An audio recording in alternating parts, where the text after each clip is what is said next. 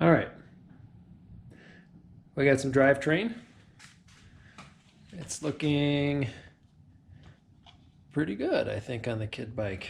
We have clearance, so we don't have hard interference there.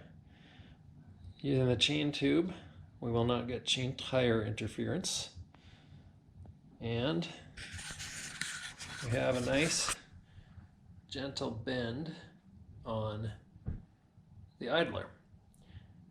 Problem is, it seemed really loud when I had the chain keeper on, and then I thought maybe it's the chain keeper acting like an amplifier.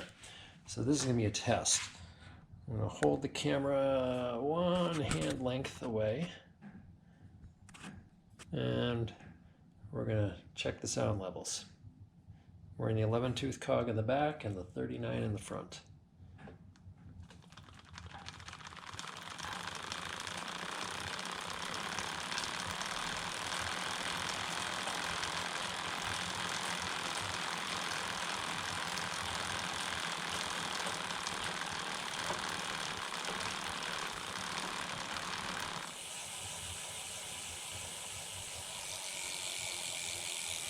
Goes.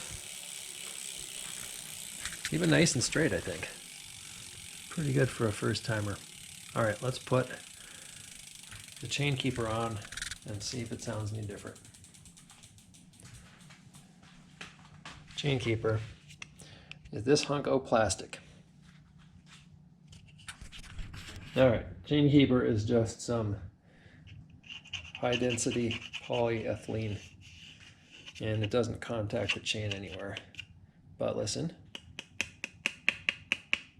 might be a little loud.